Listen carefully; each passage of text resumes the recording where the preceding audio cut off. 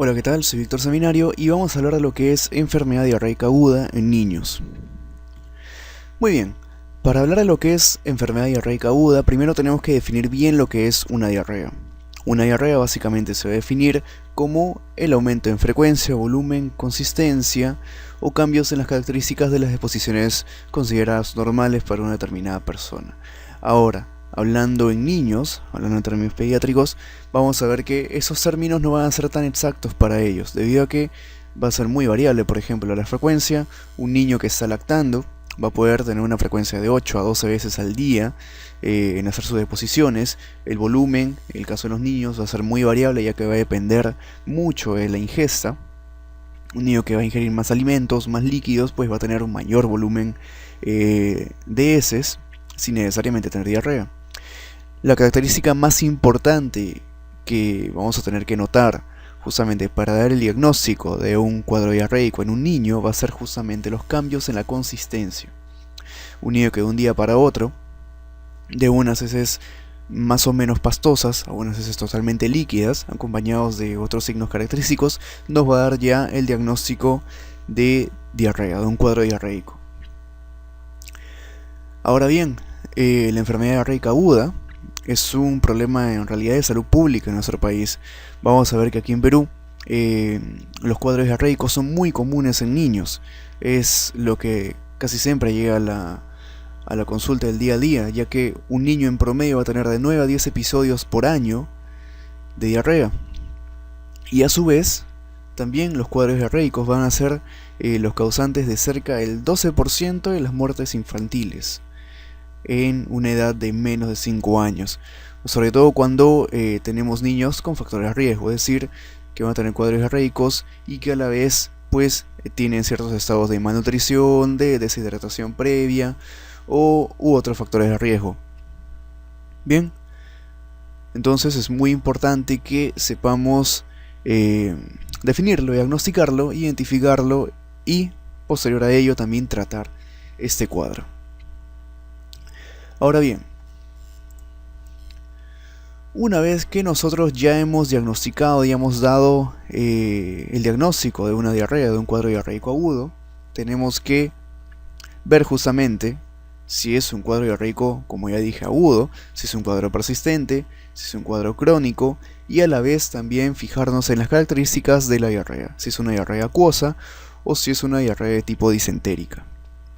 Entonces, vamos a tener que, si tenemos un cuadro diarreico de menos de 14 días, estamos frente a un cuadro diarreico agudo.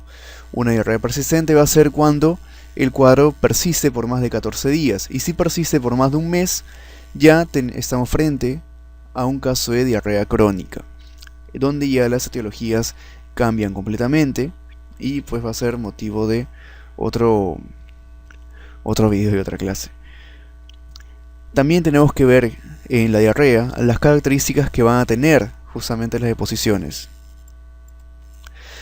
Si estamos, por ejemplo, frente a un cuadro con heces líquidas, sin sangre, acompañadas algunas veces de vómitos, fiebre y pérdida de apetito, o sea, un niño justamente con cambio en consistencia de deposiciones simplemente líquidas, no acompañadas de sangre, con un leve desmejoramiento del estado general, estamos frente a una diarrea acuosa, donde obviamente la etiología va a ser totalmente distinta a si tenemos, por ejemplo, un cuadro disentérico, donde vamos a tener ya heces líquidas sanguinolentas, acompañadas de fiebre alta, muy mal estado general, cólico, pujos. Si tenés un niño muy desmejorado, con diarrea acompañada de sangre, la etiología totalmente cambia. ¿Y a qué me refiero con la etiología? Dentro de los 5 primeros años de edad, la principal etiología de la diarrea en niños va a ser la etiología viral, en un 70%. La bacteriana va a ser menor, y justamente eso nos va a ayudar a identificar esto. Por ejemplo, una diarrea acuosa, niño menor de 5 años, lo principal que tenemos que pensar es una etiología viral, por los distintos virus que ya vamos a mencionar. Etiología viral, donde básicamente el manejo va a ser llevado hacia la hidratación del paciente y el mejoramiento de ciertos síntomas que puedan desmejorar al niño. En cambio, si tenemos un cuadro disentérico, ya estamos pensando mucho más en una diarrea bacteriana, donde va a ser el porcentaje menor, pero el cuadro va a ser mucho más notorio. Un 10 al 20% vas a tener etiología bacteriana. Y etiología parasitaria, menos el 10%. Normalmente vamos a ver que la etiología parasitaria está en relación a una diarrea crónica más que a una diarrea aguda. También tenemos que ver que dependiendo del tipo de diarrea que sea, vamos a tener ciertos riesgos que vamos a tener que evitar. Por ejemplo, una diarrea aguda, tenemos que estar siempre pendientes del estado de hidratación del paciente. No podemos permitir que por una diarrea aguda viral el paciente se nos vaya a la deshidratación o, por ejemplo, llegar a un caso ya extremo de acidosis. ¿Sí? En el caso de diarrea persistente, igual forma la malnutrición, así como en la diarrea crónica. ¿Sí? En una diarrea acuosa también deshidratación, pérdida de electrolitos, sodio, potasio, bicarbonato, y en una diarrea disentérica, obviamente por el cuadro mucho más notorio, normalmente de etiología bacteriana, vamos a tener pues riesgos de daño tisular, toxemia, sepsis. ¿Sí? Son distintos los riesgos que vamos a tener que enfrentar dependiendo el tipo de diarrea que tengamos enfrente. Ahora bien, como ya dijimos, la principal causa de diarrea en niños va a ser viral. ¿Sí? A la cabeza tenemos rotavirus del grupo A, tenemos norovirus, adenovirus serotipo 4041, astrovirus, coronavirus. La segunda causa va a ser la causa bacteriana, donde, como ya dijimos, normalmente el cuadro va a ser mucho más aparatoso, va a ser mucho más notorio, un 10 al 20%. No podemos olvidar la salmonella, shigella, campylobacter, Escherichia coli, ¿sí? Y aquí tenemos distintas características que tenemos que recordar siempre. Por ejemplo, si tenemos un niño, por ejemplo, con un cuadro diarreico agudo y es un menor de un año, lo primero que tenemos que pensar, Campylobacter, principal causa en este grupo etario y asociado comúnmente a crianza de aves. De ahí, en niños mayores de 2 años, tenemos a Shigella. Y vamos a tener que, en el caso de Shigella, puede estar o no acompañado de un cuadro de diarrea disentérica. En realidad, lo característico es que se presente con un cuadro disentérico. Sin embargo, no es lo más común. Por tanto, tenemos siempre que tener gran cuidado de esto. A su vez, también saber identificar los tipos justamente de las bacterias que justamente van a causar lo que es una diarrea secretora.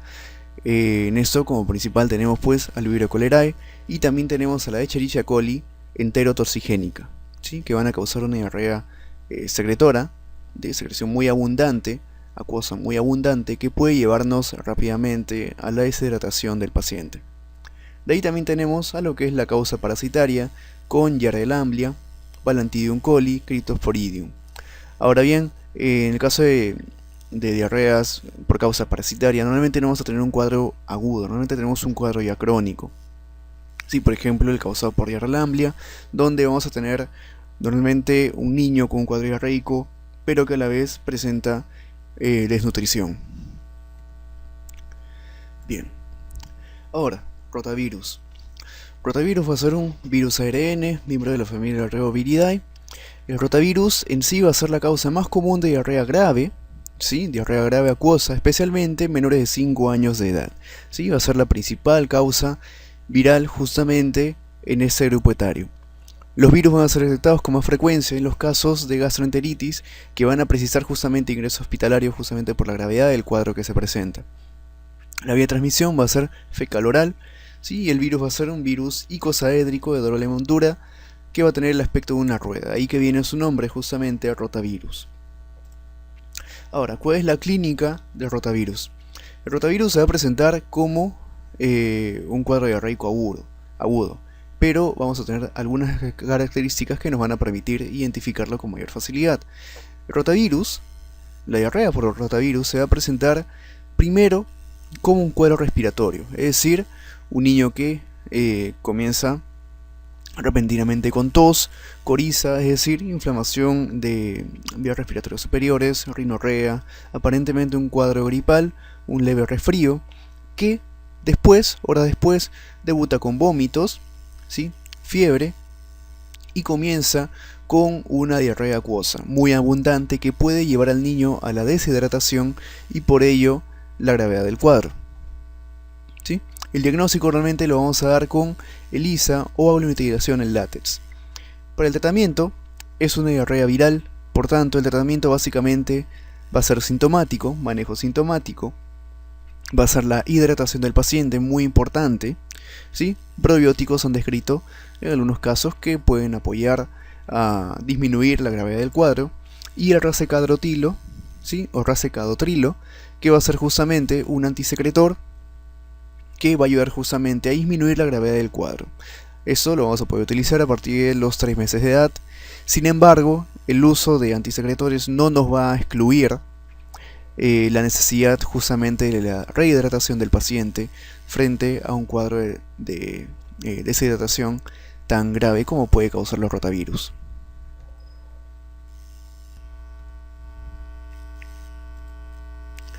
Shigellosis, diarrea por Shigella. Vamos a tener que 4 especies de Shigella que van a ser justamente involucradas en la producción de un cuadro diarreico agudo, que es la Shigella flexneri, Dysenteriae, bovidii y Sonnei. El mecanismo de transmisión va a ser la transmisión de persona a persona, y cabe recordar que la diarrea por Shigella es mediada por una toxina, la llamada toxina Shiga, que es una exotoxina. En realidad, para el inóculo, el inóculo de la Shigella es muy pequeño. Con 10 gérmenes nada más de contacto ya podemos tener un cuadro que puede aparatarse mucho y darnos un cuadro bastante grave en un niño. Cabe recordar que, como dijimos, la Shigella va a producir característicamente, pero no comúnmente, un cuadro de diarrea disentérica. ¿Sí? Va a actuar sobre todo en colon distal, causando una pancolitis, una inflamación de todo el colon. ¿Sí? Y si por ejemplo nosotros tomamos una muestra, ahí el macroscópico, lo que vamos a tener justamente es edema de mucosa con ulceraciones, friabilidad, hemorragia y exudado. Por ello que el cuadro característico va a ser una diarrea disentérica, pero también puede presentarse como una diarrea acuosa. La clínica de la shigellosis va a ser básicamente un cuadro bastante más aparatoso que el causado por rotavirus, con fiebre elevada, vómitos, diarrea, dolor abdominal, dolor muy intenso que puede incluso simular un cuadro de apendicitis aguda, anorexia, falta de apetito, pujo y tenesmo rectal. ¿Sí? También vamos a tener un cuadro tóxico, donde vamos a tener compromiso del sistema nervioso central en un 40% de los casos, debutándose este compromiso con convulsiones y cefalea. Las complicaciones vamos a tener como la más frecuente a la deshidratación, ¿sí? Vamos a tener SIAD, ¿sí? Hiponatremia, hipoglicemia, enteropatía perdedora de proteínas, sepsis, prolapso rectal en casos más graves y colitis pseudomembranosa. Intoxicación alimentaria. Bien, también vamos a tener en algunos casos diarrea a causa de justamente intoxicación por toxinas. Lo típico son las neurotoxinas, ¿sí? Aunque también vamos a tener toxinas enterales, enterotoxinas y citotoxinas. En el caso de las enterotoxinas, primero vamos a tener que van a ser toxinas que se van a encontrar en la luz intestinal, ¿sí?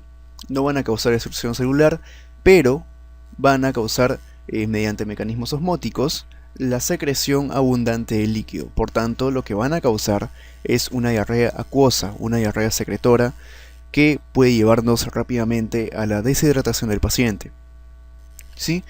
Debido a que es una diarrea secretora, acuosa, no vamos a encontrar productos patológicos en las heces. Por ejemplo, tenemos aquí el caso típico del Vibrio cholerae.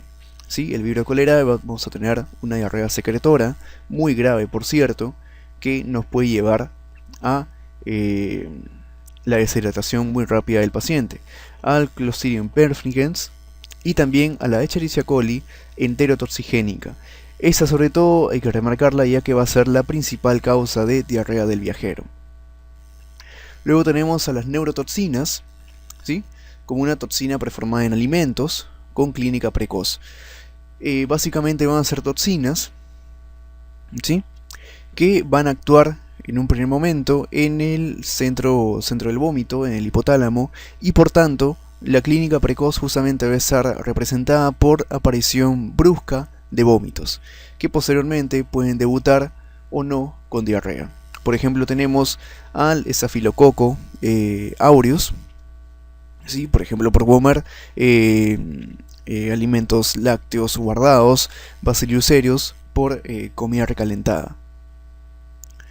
Y luego tenemos a las citotoxinas, ¿sí? Toxinas justamente producidas por esas bacterias, mediadas por esas bacterias, que van a causar destrucción celular. Por tanto, si ya tenemos destrucción celular, vamos a tener hemorragia, vamos a tener moco, vamos a tener presencia de productos patológicos, por tanto, una diarrea disentérica, un cuadro mucho más aparatoso. Y aquí vamos a tener a la mayoría de bacterias, como lo mencionamos antes. Por ejemplo, la Shigella dysenteriae, Campylobacter jejuni, Vibrio parahemolyticus, Escherichia coli enterohemorrágica y Clostridium difficile.